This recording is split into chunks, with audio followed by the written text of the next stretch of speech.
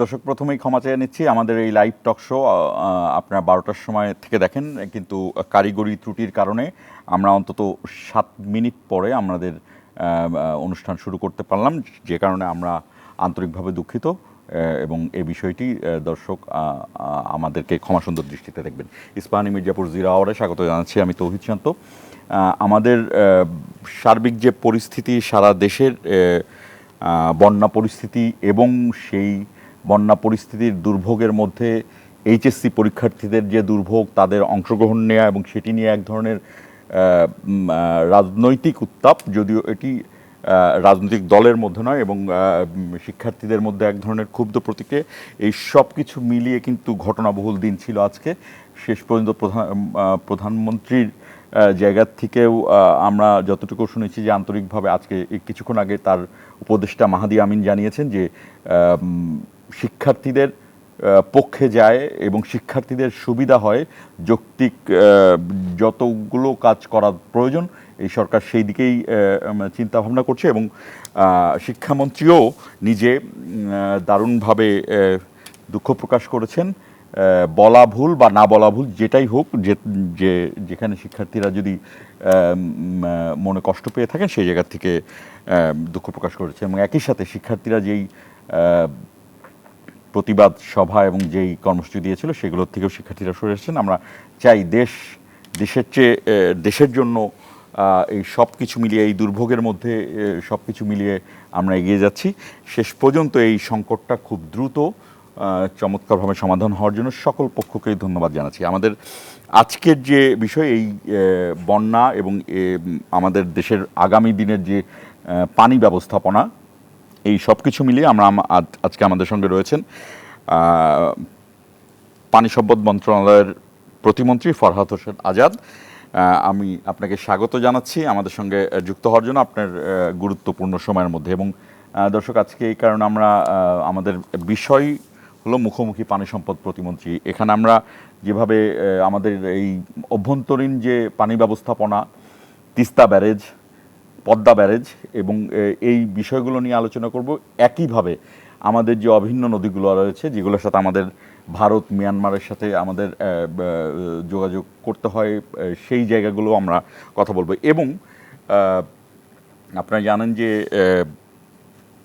আগামী দিনে এই পানি সবচেয়ে গুরুত্বপূর্ণ অবস্থানে যাবে বিশ্ব রাজনৈতিক পরিস্থিতি বিবেচনায়, অর্থাৎ জিওপলিটিক্যালি স্বাদু পানি বা এই নদীর পানি, যেটা খাবার পানি বলা হয়, মিষ্টি পানি, সেই পানির যে অবস্থান সেটার উপর প্রতিপত্তি প্রভাব ধরে রাখাটি আগামী দিনের রাজনীতির চালক। ফরহাদ হোসেন আজাদ, আপনাকে আবারও ধন্যবাদ জানাচ্ছি। আমরা শিরোনাম দেখে আসবো আমাদের নিয়মিত আয়োজনে। শিরোনাম দেখে আলোচনা শুরু করব দর্শক। শিক্ষামন্ত্রীর পদত্যাগের দাবিতে দিনভর ক্ষুব্ধ এইচএসসি পরীক্ষার্থীদের বিক্ষোভ। জাতীয় সংসদের শিক্ষার্থীদের উদ্দেশ্যে দুঃখ প্রকাশ শিক্ষামন্ত্রীর। শেখ হাসিনা দেশে ফিরলে আত্মসমর্পণের সুযোগ নেই সংসদে আইনমন্ত্রী। গ্রেফতার করে রায় কার্যকর করা হবে বললেন স্বরাষ্ট্রমন্ত্রী। চট্টগ্রাম অঞ্চলে বন্যা পরিস্থিতির উন্নতি, উজানের ঢলে বাড়ছে উত্তরাঞ্চলের নদ নদীর পানি। শুক্রবারের পর ভারী বর্ষণের পূর্বাভাস। এবং দেশে কাজের সুযোগ না থাকায় মেধা পাচার হচ্ছে মন্তব্য প্রধানমন্ত্রীর। উদ্যোক্তাদের সব ধরনের সহায়তা করতে চায় সরকার।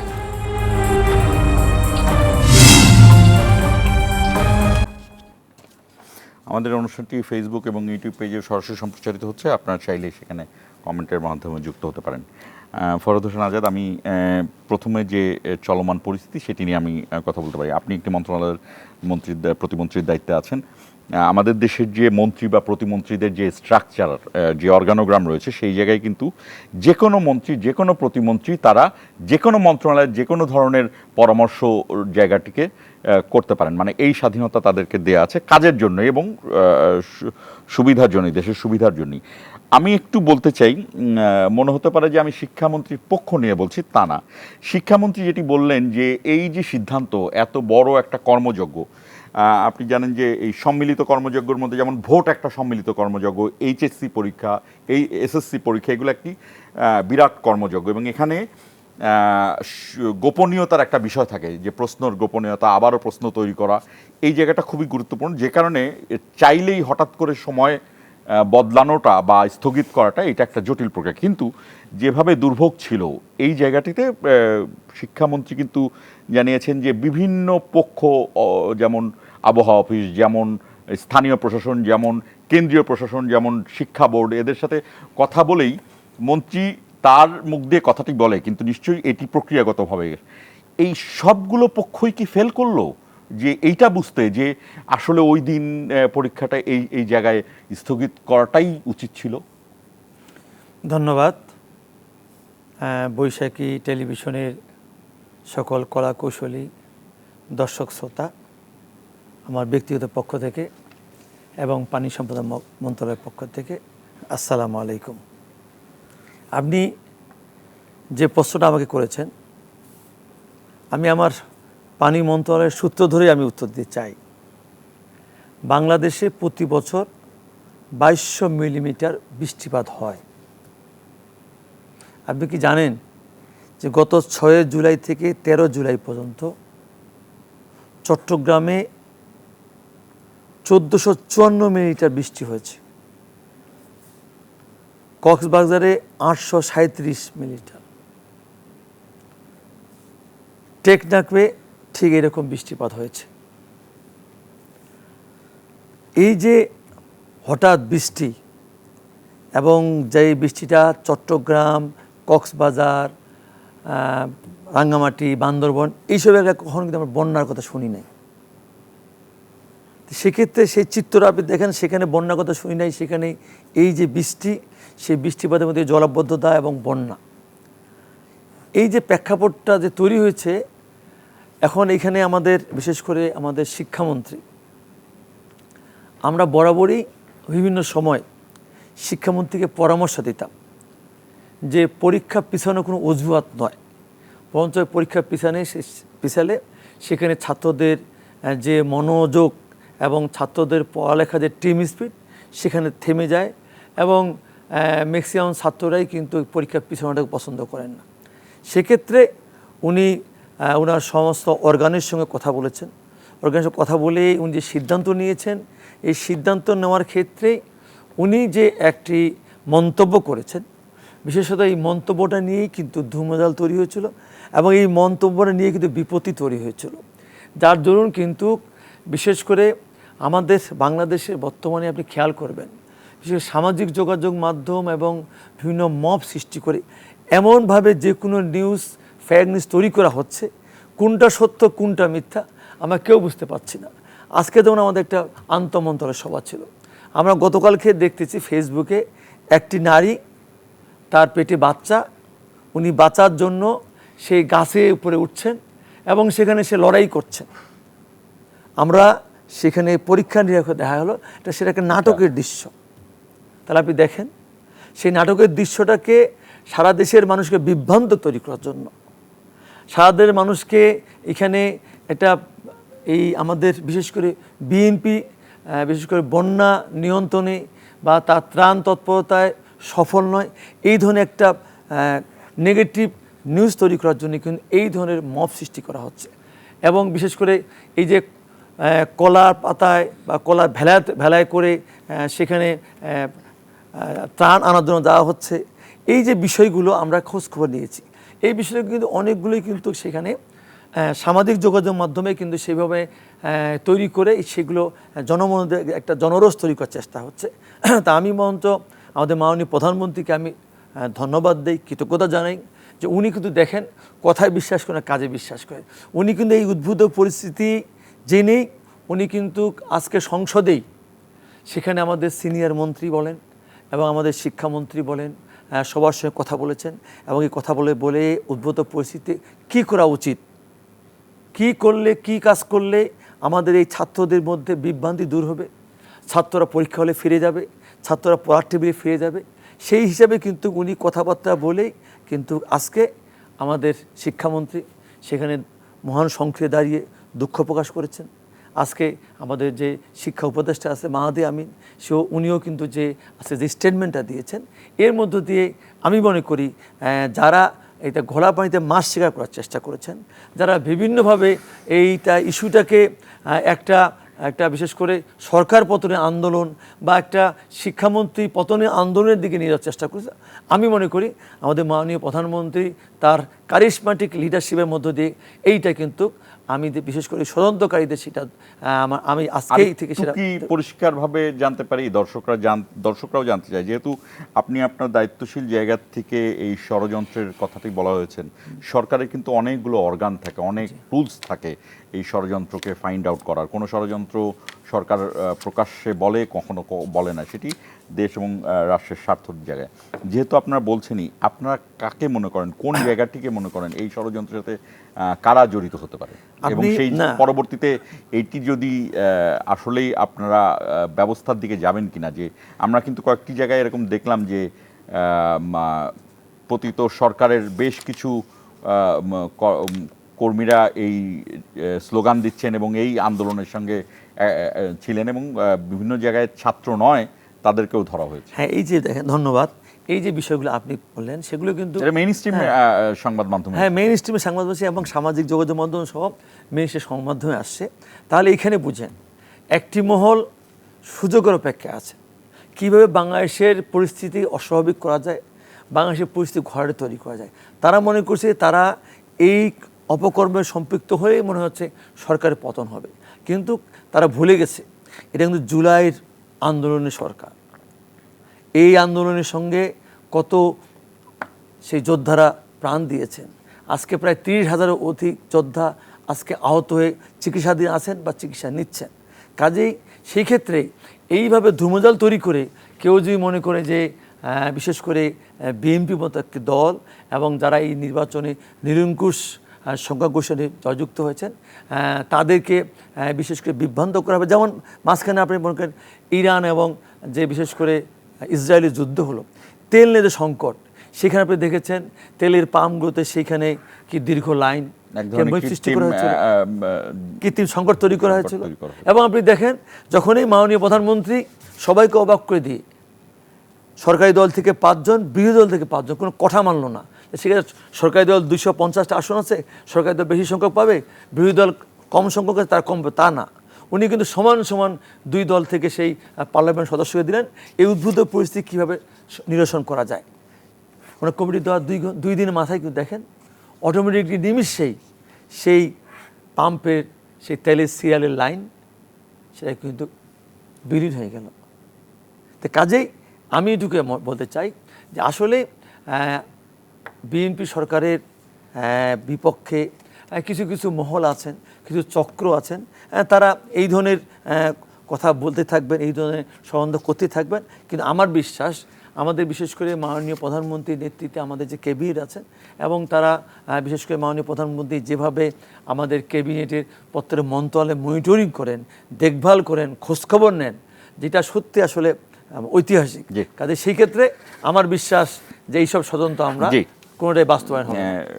যেহেতু শেষ পর্যন্ত দিনের সমস্যা দিনের মধ্যেই সমাধান হতে সকল পক্ষই যৌক্তিক জায়গায় এগিয়ে গিয়েছেন, আমি যেটা জানতে চেয়েছিলাম যে যদি এই ঘটনার মধ্যে অন্য কোনো ধরনের উদ্দেশ্য প্রণোদিত বিষয় থাকে, সেই জায়গাতে কি সরকার পরবর্তীতে কোনো ব্যবস্থা নেবেন কিনা, বা আমাদের যারা আইন প্রয়োগকারী সংস্থা আছেন তারা তাদের মতো করে কাজ করতেছেন। আমি এখন মূল জায়গাতেই আসবো। মূল জায়গা বলতে এই পানি ব্যবস্থাপনা, সেটি হলো আমরা একটা বিষয় দেখলাম যে শহীদ রাষ্ট্রপতি যে 19 দফা কর্মসূচি ছিল, যদি আমরা ডিফ্যাক্টো হিসেবে চিন্তা করি যে আজকে যে সংস্কারের কথা বলা হয়, আসলে ওই 19 দফা সম্ভবত বাংলাদেশের প্রথম সংস্কারের একটা রূপরেখা হতে পারে, যদিও সে তখন এইভাবে ব্যাখ্যা করা হয়নি, কিন্তু এখন বলা যেতে পারে। সেই জায়গা থেকে খাল খননটা খুবই জনপ্রিয় একটি কর্মসূচি ছিল, এবং ডে 1 থেকে প্রথম কর্মসূচি হিসেবে ফ্যামিলি কার্ড এবং খাল খনন এই জায়গাটিতে প্রধানমন্ত্রী গুরুত্ব দিয়েছেন এবং একটি প্ল্যানিং করে আসছেন যে, এবং এই খাল খনন শুধু খাল খনন না, খাল খননটা শেষ পর্যন্ত কিন্তু দুটো বড় কর্মসূচির মধ্যে তিস্তা ব্যারেজ এবং পদ্মা ব্যারেজ এগুলোর সাথে কানেক্টিং করার বিষয়গুলো জায়গায়। এখন আমি আপনাকে এটা জানতে চাই যে এই যে উত্তরাঞ্চলের এই দক্ষিণ পূর্ব অঞ্চলের যে বন্যা, এই বন্যাটি ওই অঞ্চলের আমাদের প্রতিবেশী দেশের যে পাহাড়ি ঢল সেই জায়গা থেকে আসে, এবং পাহাড়ি ঢল তো অবশ্যই তারা তো পানি আটকে রাখবে না, কিন্তু তাদের যেখানে পানিটা জমে সেখানে কিন্তু জনবসতি নাই। আর যখন বাঁধ কেটে দেওয়া হয় তারপর পানিটা যেখানে আসে সেখানে জনবসতি আছে।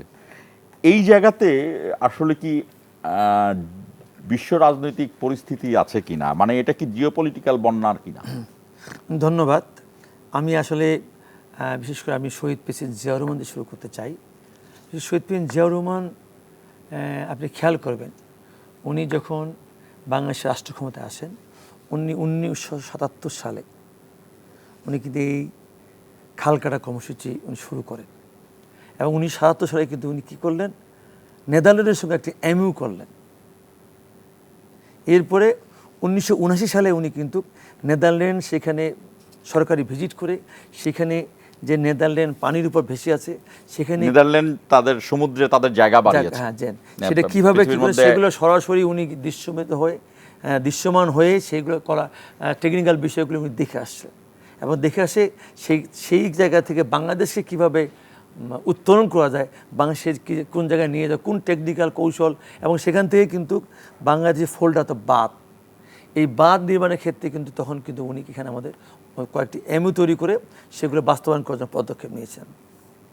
খেয়াল করবেন, জিয়াউর রহমান এই যে খাল কাটা কর্মসূচি শুরু করলেন, সেই সময় কিন্তু জনগণ সম্পৃক্ত ছিল, স্বেচ্ছায় কর্মসূচিগুলো বাস্তবায়ন হয়েছিল। এখন কিন্তু প্রেক্ষাপট ভিন্ন। এখন কিন্তু আপনি যে বিশ্বে আমরা দাঁড়িয়ে আছি, আপনি চাইলেও কিন্তু হয়তো মাননীয় প্রধানমন্ত্রী যেখানে খাল খনন করতে যাচ্ছেন, মানে তখন কর্মসূচিটি ডাবল কাজ করেছে, দেশের কর্মসূচি এবং দেশের মানুষ সেইখানে কর্মসংস্থানও হয়েছে। জি জি জি না, এখনও কিন্তু আমাদের মাননীয় প্রধানমন্ত্রী কিন্তু তারেক রহমান কিন্তু নির্দেশনা দিয়েছেন না, কিন্তু এখন আমাদের জীবনযাত্রার মান চেঞ্জ হয়েছে। তারপরে উনি একটু বলেছেন যে কমপক্ষে 30% আমরা যেন সেখানে জনগণকে সম্পৃক্ত করতে পারি, অর্থাৎ প্রযুক্তির বাইরে যেন জনগণ সম্পৃক্ত থাকে, কোদাল টুকরি নিয়ে যেন তারা সেখানে মাটিটা কেটে। এর একটা উনি একটা জিনিস বলছেন যে বিশেষ করে একটা অন্যেসও থাকে যে এই খাল আমি নিজে, না এটা না, উনি একটা জিনিস আমাদের যে দেখেন, ওনাকে সুদূর প্রসারী চিন্তা কেমন, যে উনি দেখছেন যে আপনি একটা ড্রেজার মেশিন দিয়ে একটা খাল কাটলেন একজন ব্যক্তি, সেখানে আমরা 10 লাখ টাকা দিলাম, একজন লোক লাভবান হলো, একজন লোকের কাছে সেই অর্থটা থাকলো। কিন্তু আমি যদি সেইখানে যদি 300 লেবার দিয়ে কাজটা করি, এই যে আমার 10 লক্ষ টাকা 30 জন ব্যক্তির কাছে চলে গেল, সেই টাকাটা কিন্তু এই হাত থেকে হতে, এতে কিন্তু আমার অর্থনৈতিক যে আমাদের যে উন্নতি হচ্ছে, অর্থনীতিকে যেটা আমাদের যে এই যে অর্থ দিয়ে পরিচালনা হচ্ছে, এতে কিন্তু বাংলাদেশের সামগ্রিক অর্থ কিন্তু আমরা লাভবান হবো। উনি এই বিষয়টা চিন্তা করছেন। এই জন্য উনি কিন্তু আমাদের বিশেষ করে এই খাল কাটার সাথে আমাদের কমপক্ষে 30%, আমরা পারলে আমরা 50% যেন আমরা লেবার দিয়ে যে খালটা খনন করতে পারি। এখানে আরেকটি বিষয় আমি আপনাদেরকে বলতে চাই, বিশেষ করে দেখেন শহীদ প্রেসিডেন্ট জিয়াউর রহমান খাল কাটা কর্ম শুরু করেছেন, উনি কিন্তু দেখেন এই নদীমাতৃক বাংলাদেশকে উনি কিন্তু সেই জায়গায় নিয়ে যেতে চেয়েছিলেন, কারণ বাংলাদেশের 1400-র উপর নদী আছে। সেই 77 সালে আপনি চিন্তা করেন, আমার উত্তরাঞ্চল কথায় বলি, সেই সময় যদি আমরা যে কোনো জমিতে একটা টিউবওয়েল বসাবো, খনন করতাম, 25 থেকে 30 ফিটে পরে কিন্তু পানি পেতাম। সেই উত্তরাঞ্চলে কিন্তু এখন 200 ফিট খনন করার পরে কিন্তু পানি পাই না। আপনি অবাক হয়ে যাবেন, রাজশাহী, নওগাঁ, চাঁপাইনবাবগঞ্জ ঠিক শুকনো মৌসুমে 700-800 ফিট খুঁড়ে সেখানে পানি পেতে হয়। আরও একটি প্রবলেম আছে, সেটা হলো যে বেশ কিছু ভারী ধাতু সেই পানিতে, যে পানি পাই সেখানেও পানিতে তো বিষক্রিয়া, পানিতে তো সেই বিষক্রিয়া আছেই। কিন্তু দেখেন এই যে পানির স্তর নেমে গেছে, আজকে শহীদ প্রেসিডেন্ট জিয়াউর রহমান ওই যে খাল কাটা কর্মসূচি শুরু করেছেন, সেগুলো যদি কন্টিনিউ থাকতো তাহলে কিন্তু আজকে আমাদের এই পানির স্তর নেমে যেত না। আজকে তার প্রধান কর্মসূচি তার সুযোগ্য সন্তান একটা জিনিস মাথায় রেখেছেন, এবং নির্বাচনের পূর্বে কিন্তু উনি ইশতেহারে সারা দেশ বলে আসছেন যে আমি সরকার গঠন করলে 20,000 কিলোমিটার নদী খাল জলাশয় খনন পুনরুদ্ধার করবো। আমরা তো খাল খনন করতে যাচ্ছি, কিছু কিছু জায়গায় কিন্তু আমরা সমস্যা পড়ছি।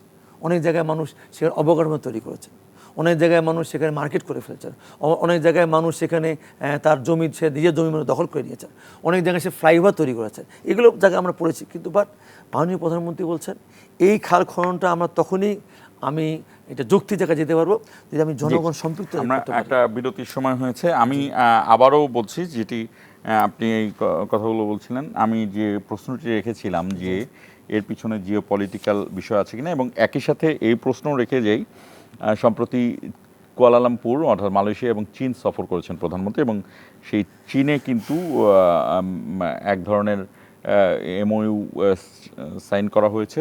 আমরা যেটি ইকোনমিক জোন যেমন জানি, তেমনি আমরা জানি যে চীন নিজে খুবই এর আগেও আগ্রহ প্রকাশ করেছে তিস্তা ব্যারেজ নিয়ে, এবং তিস্তার যে চুক্তিটি হয়েছে সেটি বাস্তবায়ন নিয়ে পশ্চিমবঙ্গ এবং ভারতের সাথে আমাদের এক ধরনের টানাপোড়েন আছে। এই জায়গাগুলো নিয়ে একটু আমরা আলোচনা আসবো একটি বিরতি থেকে ফিরে। দর্শক আমাদের সঙ্গেই থাকুন, 1 মিনিট পরে ফিরছি।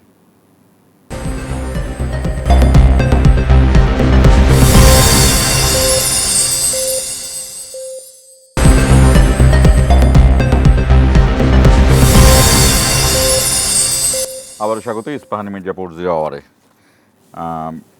ফরহাদ হোসেন আজাদ, আমি যে কথাটি বলেছিলাম সেই প্রশ্নটি করছি, সেটি হলো যে চীন সফর থেকে ফিরে এসে আমরা দেখলাম সংসদে প্রধানমন্ত্রী দৃঢ় চিত্তে বললেন যে যে কোনো মূল্যে তিস্তা ব্যারেজের জায়গাটি হবে। তিস্তা ব্যারেজের বিষয় বা তিস্তা মহাপরিকল্পনা এর আগের যে আওয়ামী লীগ সরকার ছিল তাদের সময় ছিল, সেখানে ইয়াওয়েন তখনও ছিলেন, তিনিও গিয়েছিলেন আপনার মনে আসতে, এবং আপনি নিজে ওই এলাকার মানুষ। তিস্তার যেই অংশটি বাংলাদেশে সেখানে কিন্তু বিস্তীর্ণ জনবসতি, যেই অংশটি ভারতে সেখানে কিন্তু এত বিস্তীর্ণ জনবসতি নেই।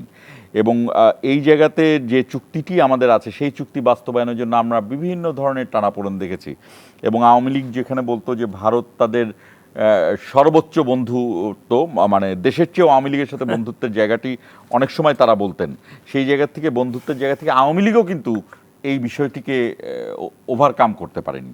সেখানে প্রধানমন্ত্রী যে কথাটি বললেন, আমরা আসলে কি ধরনের বিশ্ব রাজনৈতিক পরিস্থিতির মুখোমুখি হয়েছি, চীন এবং ভারত, এই জায়গাতে আমাদের অবস্থান এখন কি ভাবে? আমি ধন্যবাদ। আপনি খেয়াল করবেন একটা বিষয়, আগামী 11ই ডিসেম্বর আমাদের যে 30 বছর ধরে আমাদের 30 বছর মেয়াদের, বিশেষ করে আমাদের ফারাক্কা চুক্তি মেয়াদ শেষ হবে, অর্থাৎ 12ই ডিসেম্বর আমাদের আবার সেই চুক্তি নবায়ন করতে হবে। এটা একটা বিষয়। আমাদের নির্বাচনী ইস্তেহারে আছিল আমরা সরকার গঠন করলে পদ্মা ব্যারেজ নির্মাণ করব। সেটা হচ্ছে আমাদের বিশেষ দক্ষিণ উত্তরাঞ্চলের যে জেলাগুলোর দাবি, সেখানে আমাদের 26টি জেলার 163টি উপজেলার দাবি। এরপরে আসেন আপনি আমাদের বিশেষ করে তিস্তা, সেখানে কিন্তু আমাদের মাননীয় প্রধানমন্ত্রী নির্বাচনের পূর্বে কিন্তু উনি ঘোষণা দিয়েছিলেন, এমনকি যখন তিস্তার মানুষ সেই দিন যখন তিস্তার পারে প্রায় দিন রাত সেখানে অবস্থান করেছিল, সেদিন আমাদের বিএনপির মহাসচিবের নেতৃত্বে আমাদের অনেক সিনিয়র সেখানে তাকে সমর্থন দিয়েছিলেন, এবং মাননীয় প্রধানমন্ত্রী সেই সময় লন্ডন থেকে কিন্তু উনি স্কাইবিতে সেখানে জনগণের সঙ্গে সেই আন্দোলন সেখানে তার যে সমর্থন সেখানে উনি ঘোষণা করেছেন, এবং পরবর্তী নির্বাচনে ইস্তেহারে রংপুরের জনসভায় কিন্তু উনি বলেছেন যে আমরা সরকার গঠন করলে তিস্তা মহাপরিকল্পনা বাস্তবায়ন করবই। এখন আসেন আপনি পদ্মা ব্যারেজ গত 1 নেকে আমরা পাশ করেছি, 35,000 কোটি টাকা আমাদের বাজেট। আমরা সেখানে কিন্তু বলি নেই যে কোনো দেশের সহযোগিতা আমরা করব। আমরা কেন, আমাদের এই 35,000 কোটি টাকা লাগলো, আমরা একে প্রায় 8 বছর লাগবে এই প্রজেক্টটা বাস্তবায়ন করতে। আসেন আপনি তিস্তা মহাপরিকল্পনায় আমরা যেটুকু বিভিন্ন পরিসংখ্যানে দেখেছি, সেখানে 12, 13, 14,000 কোটি টাকা লাগতে পারে, এবং সেটাও কিন্তু প্রায় 7-8 বছর লাগবে, অর্থাৎ প্রতি বছরে 2,000 কোটি টাকা লাগবে। আমরা ইতিমধ্যেই বিগত দিনে কি হয়েছে না হয়েছে আমরা সেদিকে যাব না, আমরা কিন্তু বিশেষ করে আমাদের পানি সম্পদ মন্ত্রণালয় থেকে আমরা কিন্তু একটা টেকনিক্যাল কমিটি করে দিয়েছি। সেই কমিটি কাজ করছেন, আগামী কাল তারা আমাদের রিপোর্ট দিবেন, এবং এর বাইরেও আমার মাননীয় পানি সম্পদ মন্ত্রী, আমাদের ডিজাস্টার মন্ত্রী সহ আমরা অনেক টেকনিশিয়ান নিয়ে আমরা কিন্তু সেই তিস্তা এলাকা আমরা সেখানে পরিদর্শন করে আসছি, এবং সেইখানে কিভাবে কি প্রযুক্তি করা যায় সেই বিষয়কে কিন্তু আমরা কথাবার্তা বলে আসছি। এর পাশাপাশি আমাদের বিশেষ করে মাননীয় মন্ত্রী বা আমরা বিশেষ করে চীনের সঙ্গে আমরা কথা বলেছি, তাদের কীভাবে পরামর্শ নেওয়া যায়। এর বাইরেও আমরা যখন দেখলাম শহীদ প্রেসিডেন্ট জিয়াউর রহমান বিশেষ করে নেদারল্যান্ডের সঙ্গে উনি একটা এমও করেছিলেন এবং সেখানে উনি 1979 সালে আপনি গিয়েছিলেন। সেক্ষেত্রে তাদের কাছেও আমরা কিন্তু পরামর্শ নিচ্ছি এবং মাননীয় প্রধানমন্ত্রী কিন্তু আমাদের ক্যাবিনেটে সবাই বিশেষ করে চীনের কাছে পরামর্শ নেওয়ার জন্য বা আমাদের নেদারল্যান্ডের সাথে পরামর্শ নেওয়ার কথা আমাদের নির্দেশনা দিয়েছেন। আমরা সেই হিসাবে কিন্তু কাজগুলো করছি এবং আমি এটুকু আপনাকে বলতে চাই, মাননীয় প্রধানমন্ত্রী গত বাজেট অধিবেশনে উনি কিন্তু সমস্বরে বলেছেন যে আমরা তিস্তা মহাপরিকল্পনা বাস্তবায়ন করবই। আমিও আপনাদের সামনে বলে যাচ্ছি এখানে ইনশাল্লাহ যদি প্রতি বছর আমাদের 2000 কোটি টাকা দিয়ে আমরা সেখানে আমাদের এই তিস্তা মহাপরিকল্পনা বাস্তবায়ন করতে পারবো, তাই অবশ্যই আমরা পরামর্শ নিব। কিন্তু বাট আপনি এটা খেয়াল করবেন, আমাদের এই বাংলাদেশের টেকনিশিয়ানরা ইঞ্জিনিয়ার কিন্তু অনেক উন্নত মানের। আপনি চান বুড়ি তিস্তাতে প্রজেক্ট আছে, সেই বুড়ি তিস্তা প্রজেক্টে এইবার আমাদের টেকনিশিয়ানরা দেখে আসছেন, সেখানে উপর দিয়ে নদী, নিচ দিয়ে সেখানে ক্যানেল তৈরি হয়েছে, যাচ্ছে ক্যানেল। আমাদের মন্ত্রীসহ যারা গেছেন তারা হতবাক। আবার আরেক জায়গায় দেখতেছে যে উপর দিয়ে আমাদের ক্যানেল, নিচ দিয়ে নদী বয়ে যাচ্ছে। তা দেখেন সেটা কিন্তু আজকে থেকে 30 বছর আগে আমাদের সেখানে ইঞ্জিনিয়াররা কিন্তু নিজস্ব সক্রিয়তা দিয়ে এটা তৈরি করেছেন। তো কাজেই আমাদের তিস্তা মহাপরিক্রমা বলেন বা পদ্মা প্যারেজে বলেন, আমাদের মেইন লক্ষ্য কি? পানিটাকে সংরক্ষণ করা, পানিটাকে ধরে রাখা, পানিটাকে আটকানো। অর্থাৎ আমরা শুকনো মৌসুমে এই পানিটাকে আমরা শেষ সুবিধার জন্য আমরা ব্যবহার করি। এখন শুকনো মৌসুমে আমরা তিস্তা পানি থাকে না, আমাদের কৃষক আবাদ করতে পারে না। ঠিক যখন আমরা পানিটাকে ধারণ করতে পারবো, আমার কৃষক এই পানিটাতে তার শেষ সুবিধা পাবে এবং এখন যে জমিতে 1 মণ ধান হয় সেই জমিতে তখন 5 মণ ধান হবে। তো কাজে আমাদের এবং প্রয়োজনে আমাদের মাননীয় প্রধানমন্ত্রী বা আমাদের টেকনিশিয়ানরা যে আলোচনা করেছেন, সেখানে প্রয়োজন যে আরও নতুন ব্যারেজ তৈরি করতে হয়, আমরা সেই ব্যারেজ তৈরি করব। তবে ইনশাল্লাহ এই বছরের মধ্যেই আমরা তিস্তা মহাপরিকল্পনা, প্রথমে তিস্তা মহাপরিকল্পনা আমরা সেখানে কাজ শুরু করব। এখানে আমি আরেকটু জানতে চাই, সেটি হলো যে এটা যেহেতু কর্মযোগ্যতা এবং আমরা এটি দেশীয় প্রযুক্তির উপর যে আস্থা রাখা, এটিও অনেক বড় ব্যাপার এবং প্রধানমন্ত্রী কিন্তু প্রথম থেকে এই জায়গাগুলোকে খুবই পরিষ্কারভাবে এগোচ্ছেন যে দেশের সম্পদ দেশের জায়গায় এগিয়ে নেওয়া। আমি এই জায়গাতে আরেকটু বলতে চাই, সেটি হলো যে আপনি দেখলেন যে প্রধান যে দুটি নগরী আমাদের, ঢাকা এবং চট্টগ্রাম, এগুলো চট্টগ্রাম তো ডুবেই গিয়েছে যে জলাবদ্ধতায়। এইটা কাউকে দোষারোপ করার জন্য বলছি না, এখনকার মেয়র যিনি আছেন বা সাবেক যিনি ছিলেন, এই জায়গা থেকে কার কোথায় গাফিলতি আছে, কোথায় দুর্নীতি আছে, এই জায়গাগুলো আমরা জানি। কিন্তু এই যে শহরগুলোর ভেতরে কিন্তু অনেক খাল বেদখল হয়েছে এবং সেখানে বেশিরভাগ সময়ই দেখা গিয়েছে যে প্রভাবশালীরাই সেটি বেদখল করেছে।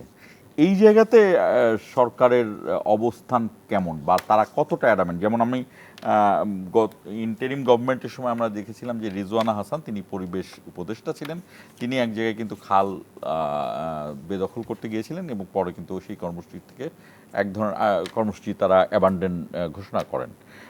এখানে আপনি নিজেও কিছুক্ষণ আগে বললেন, এই জায়গাতে কেমন ভাবে আপনারা? আমি আপনাকে বলতে চাই, এইখানেই তারেক রহমানের সরকার।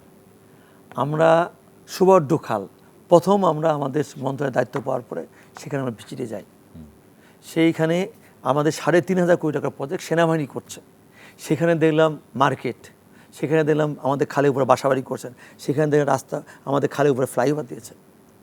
আমরা আগের থেকে স্টাডি করেছি এবং সেইখানে আমরা সমস্ত জনগণকে সম্পৃক্ত করেছি এবং সেখানে কিন্তু আমরা অনেক হাজার হাজার মানুষকে সমবেত হতে বলেছি এবং সেনাবাহিনী সহ আমরা বলেন এই 3 ব্যক্তি বা 5 ব্যক্তি এই অবকাঠামো তৈরি করেছেন, মার্কেট করেছেন, বাড়ি করেছেন, এই যে ফ্লাইওভার করেছেন, কিন্তু এখানে কি 3 জন লোকের জন্য এই খালটা, নাকি এখানে আপনাদের 3 লক্ষ লোকের জন্য এই খালটা হবে, উপকার হবে?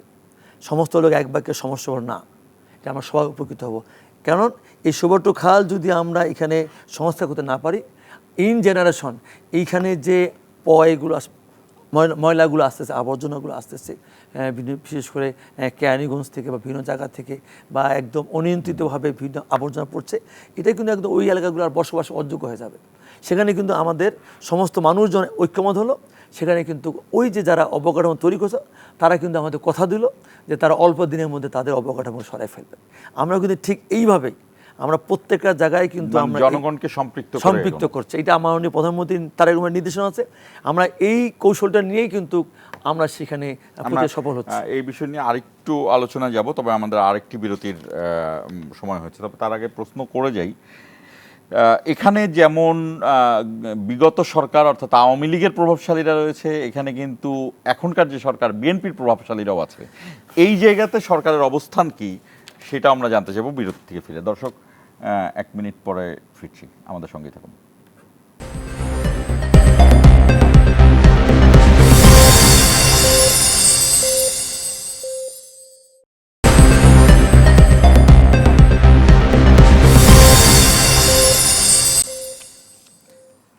আবার স্বাগত ইস্পাহানি মির্জাপুর জিরো আওয়ার। আমি বলছিলাম যে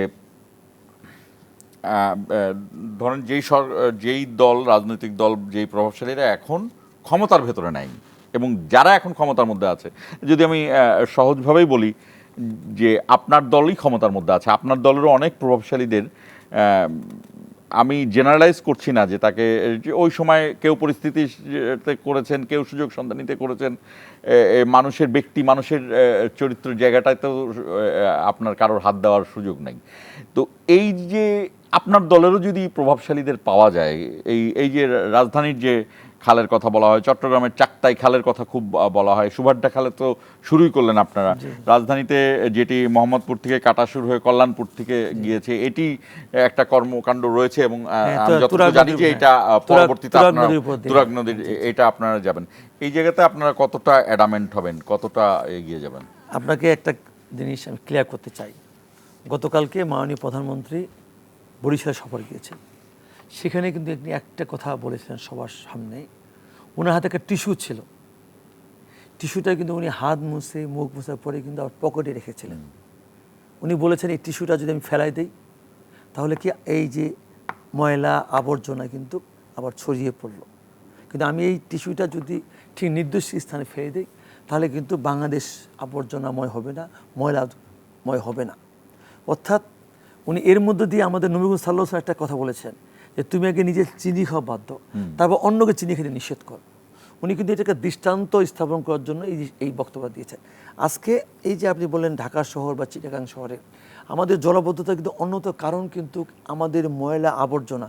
আপনি বলেন তো আমাদের কাজের বুয়া, আমাদের অনাগরিক সুলভ আচরণ, আমাদের কাজের বুয়া বা আমরা যারা আছি, আমরা ময়লাটা আমার ঘর থেকে ফেলতে পারলেই যেন আমার গোষ্ঠী উদ্ধার হয়ে গেল। সে কোথায় পড়লো, কোন জায়গায় পড়লো আমরা কিন্তু খেয়াল করি না। কিন্তু আমাদের আজকে আপনি বাইরের দেশে যা দেখেন তারা কিন্তু নির্দিষ্ট স্থানে বাইরে কিন্তু ময়লা, তাদের ওখানে বর্জ্য ব্যবস্থাপনাও আছে, তারা আমরা যেভাবে পলিথিন দিয়ে যেভাবে রাস্তাঘাটে ফেলি। জি জি জি কাজে সেক্ষেত্রে এটা কিন্তু একদিনও হবে না। আমরা চেষ্টা করছি পরিবর্তন করার জন্য এবং আমাদের সরকারের একটাই স্লোগান, আমরা একটা খাল খনন করব বা একটা নদী আমরা পরিষ্কার পরিচ্ছন্ন করব, সেখানে কে কোন দলগুলো কে কী করে আমার দেখার বিষয় নয়। কারণ ওই খালটা খনন হলে, ওই খালটা অবমুক্ত হলে, ওই জলাশয়টা অবমুক্ত হলে, ওই নদীটা যদি আমরা সেখানে প্রবাহ রাখতে পারি, সেইখানে ওই এলাকার কে কোন দল করলো বড় কথা, সমস্ত মানুষ কিন্তু সেখানে উপকৃত হবে, সে বিএনপি করুক বা অন্য কোনো দল করুক। এবং উনি এই দৃষ্টিকোণ দেখার চেষ্টা করেন এবং সেক্ষেত্রে বিগত সরকার তো বাদ, আমাদের সরকারের যদি কোনো ব্যক্তি, কোনো মহল যদি মনে করে আই এম পাওয়ারফুল, সে প্রকাশ্যে বসবাস করবে। আমাদের মাননীয় প্রধানমন্ত্রী স্ট্রেট কথাবার্তা, আমি দুর্নীতিকে জিরো টলারেন্স না হলেও আমি সহনীয় পর্যায়ে নিয়ে যাব। সেই ক্ষেত্রে প্রয়োজনে আমার যদি ঘরকে পরিষ্কার করতে হয় আমি সেটা পরিষ্কার করব। এই জায়গাটা উনি একদম ডিটারমাইন্ড আছে। আমরা আপনাকে অসংখ্য ধন্যবাদ আমাদের গুরুত্বপূর্ণ সময় থেকে আমাদের এখানে যুক্ত হওয়ার জন্য। দর্শক, ফরহাদ হোসেন আজাদ পানি সম্পদ প্রতিমন্ত্রী হিসেবে তার কাছ থেকে আমরা শুনছিলাম, এবং যেহেতু এই সরকারের এই পানি সম্পদ ব্যবস্থাপনার উপরে অনেকগুলো কর্মসূচি নেওয়া হয়েছে, সেই জায়গাতে নিশ্চয়ই এই মন্ত্রণালয়টি খুব গুরুত্বপূর্ণ অবস্থানে হবে। এবং সবচেয়ে বড় কথা হলো যে যদি আমরা আমাদের দেশের যে জিওগ্রাফিক্যাল স্ট্রাকচার চিন্তা করি, আমাদের দেশটি যেহেতু ডেল্টা এবং পৃথিবীর মধ্যে সবচেয়ে বড় বদ্বীপ, এবং সেই জায়গাতে আমাদের আসলে পানি ব্যবস্থাপনাটা আরও গুরুত্বপূর্ণ হওয়া উচিত ছিল আরও অনেক আগেই।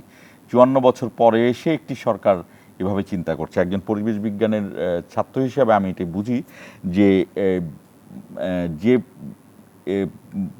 যেই নদীগুলো আমাদের এই পলিগুলো টেনে আনে তার উপরে ব্রিজ করা হবে না গাইড বার দেওয়া হবে, সেই জায়গাতে অনেক বেশি রিসার্চ করতে হয়। কারণ নদীকে আপনি শাসন করার চেয়ে নদীর সুযোগগুলোকে এগিয়ে নেওয়ার জন্য আমরা আশা করি এই ব্যারেজগুলোর ক্ষেত্রে পূর্ববর্তী সরকাররা যে অপরিকল্পিত বিষয়গুলোকে নিয়ে এসেছে, বুঝে বা না বুঝে, ইচ্ছাকৃত বা অনিচ্ছাকৃত, সেই জায়গাতে এই সরকার আধুনিক প্রযুক্তির জায়গায় এবং ব্যক্তি লাভের উপরে উঠে কাজ করবে। শেষ করছি। ইস্পাহানি মির্জাপুর, জিরাওয়ালা। ধন্যবাদ।